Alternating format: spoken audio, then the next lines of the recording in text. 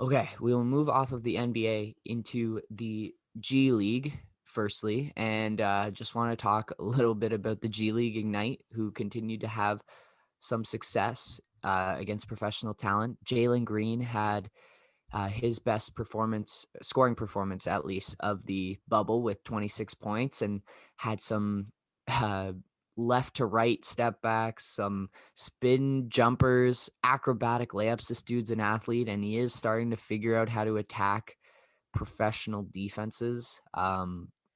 Obviously, we saw that very first game. He was a little bit unsure and had some struggles. Of course, that's going to come with your nerves, but he's really starting to figure it out, and he's going to be a 3-level scorer that attacks and also can hit contested shots. So he's going to be a really intriguing, exciting prospect to follow.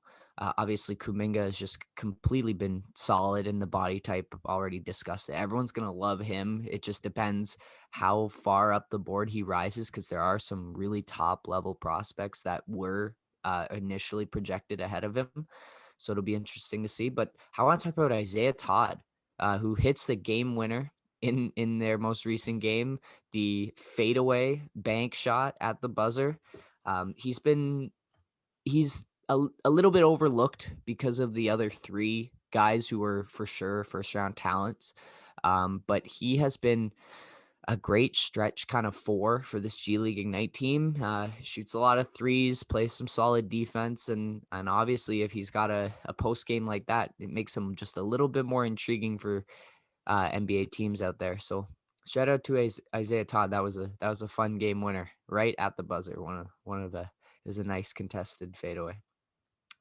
We'll move from the G League now to college hoops, and I said that I'm going to get a little bit more into it as we get closer to Selection Sunday and the tournament. But I just wanted to come back to our good friend Cade, who I haven't talked about in a while. He goes off for 40 points and 11 rebounds in an overtime win over the number 7 ranked Oklahoma, the rival of his school, Oklahoma State.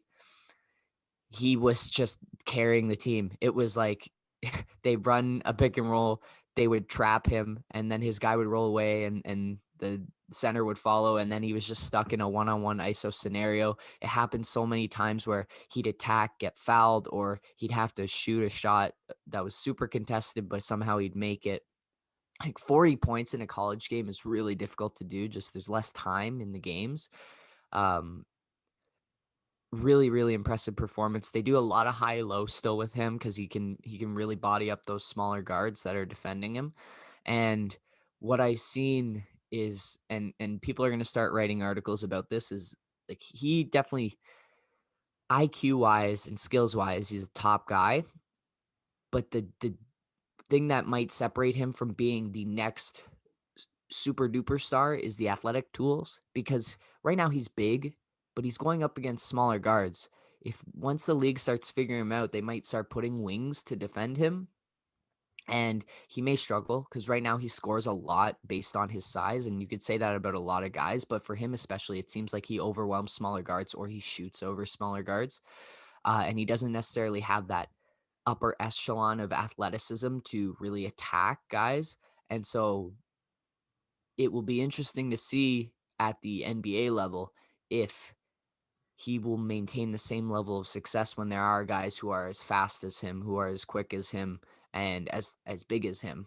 And obviously he'll still be a great playmaker, and be able to run an offense, but will he be that guy that completely leads a team if it becomes more difficult for him to create his own shot at the NBA level? So something to follow, and something to monitor as we move forward It does towards the sound NBA draft.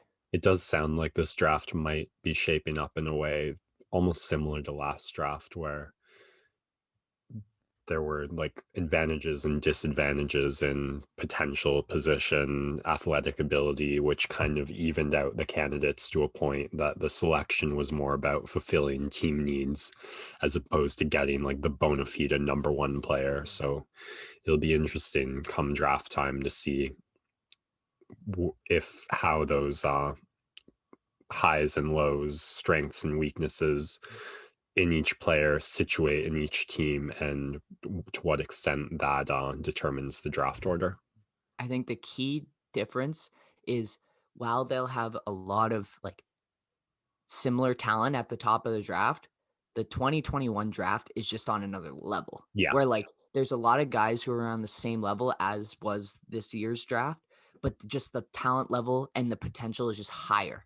So it's like you could struggle about who you're going to pick, but you know that your pick is most likely going to be a solid pick. Whereas, like in this draft, it was very unsure if LaMelo would take a step, if Anthony Edwards would be good, if Wiseman would be good, if even Patrick Williams would be good.